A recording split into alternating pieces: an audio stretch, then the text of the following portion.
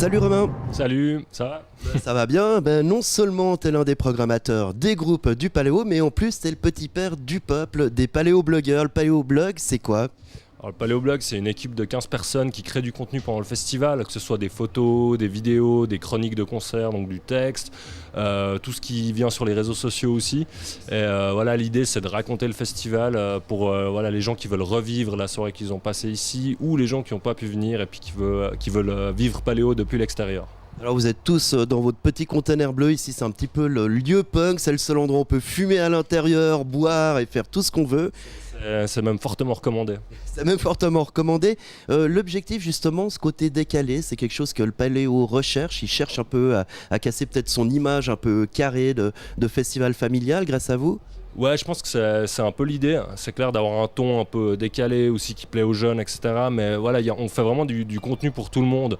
On a des contenus vraiment très institutionnels avec des belles images léchées. Puis c'est vrai qu'on a quelques séquences qui sont voilà, un peu plus décalées avec de l'humour complètement absurde et débile, mais qui nous fait mourir de rire. Et puis vu comment il marche, je pense que ça fait aussi rire les gens, quoi. Moi, je prends Bon Laurent, viens, on va faire un zapping. Oh non, on va pas faire zapping ici. Non. Allez, viens. Oh, mais non. On fait jamais ce que je veux.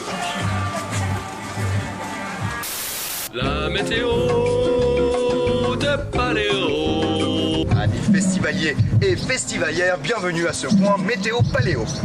Gaulle, la dépression pénétrera tout d'abord le village du monde celte pour se planter au nord-est où se dresse le chapiteau du détour.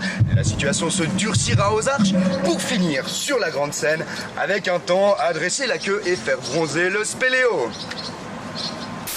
Alors des chroniques décalées, des pastilles, mais aussi des interviews de groupe.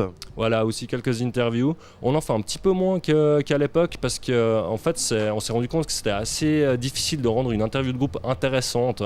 Donc on privilégie plutôt les sessions acoustiques avec les groupes. Donc on leur demande voilà, de nous jouer quelque chose en acoustique dans un lieu insolite du festival. Mais c'est vrai que les interviews, on en a fait 2 cette année avec Jane et Guédré.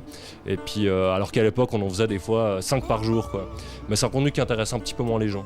Et puis justement, les artistes, ils ont un autre regard, ils savent que vous êtes finalement le service vidéo du Paléo, ça vous ouvre d'autres portes, ça donne un autre contenu peut-être.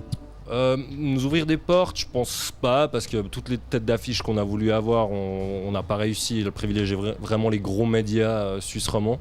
Par contre, c'est vrai que vu qu'on connaît un peu tous les postes clés du festival, peut-être qu'on arrive plus facilement à s'introduire. Par exemple, typiquement, on fait pas mal de photos pour les réseaux sociaux, des artistes en sortie de concert ou dans les loges qui disent un petit mot, salut Paléo, salut les fans.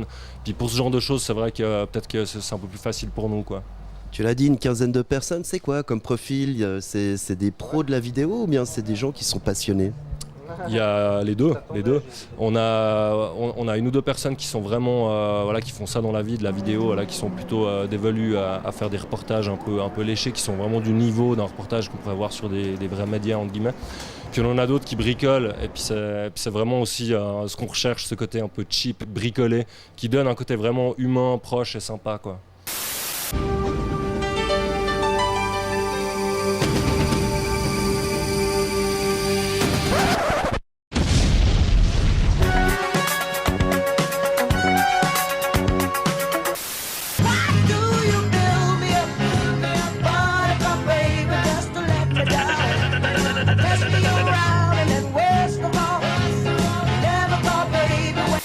Alors là on est samedi, avant-dernier jour du festival, il y a quoi au menu du Paléo-blog?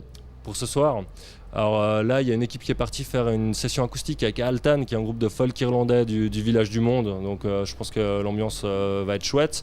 Il y a un reportage qui est prévu à la ruche.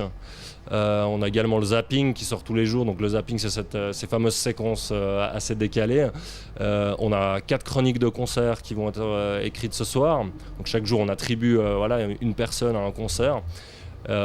Puis tout ce qui vient sur les réseaux sociaux, quoi.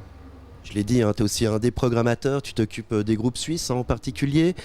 C'est quoi le bilan? T'es content de ton festival? Ça a bien marché? Alors écoute, j'ai pas pu voir beaucoup de concerts parce qu'en fait pendant le festival, je suis vraiment beaucoup au blog. Donc c'est un des autres programmateurs, Gilles Vallet, qui lui va plutôt sonder un peu comment ça se passe. Et je crois que ça s'est très bien passé. Il y a vraiment des groupes qui ont très bien marché. Je pense notamment à Prométhée, à Pandour, à Lios qui est en train de jouer maintenant, c'est en train de cartonner aussi. Et puis des groupes aussi peut-être un peu plus pointus, qui ont eu peut-être une réponse moins fédératrice, mais qui ont donné des très bons concerts. Je pense notamment à Ego Pusher, duo zurichois, qui a fait un excellent concert. Ah, c'est super. Rappelle-nous où on peut voir le Paléoblog. Il y a une adresse, un site. En fait, c'est hébergé sur le site officiel de Paléo, donc paléo.ch. Et puis pour tomber direct sur le blog, on peut aussi aller sur blog.paléo.ch. Écoute, merci beaucoup Romain. Merci à vous, bonne suite. Walking, talking, shouting.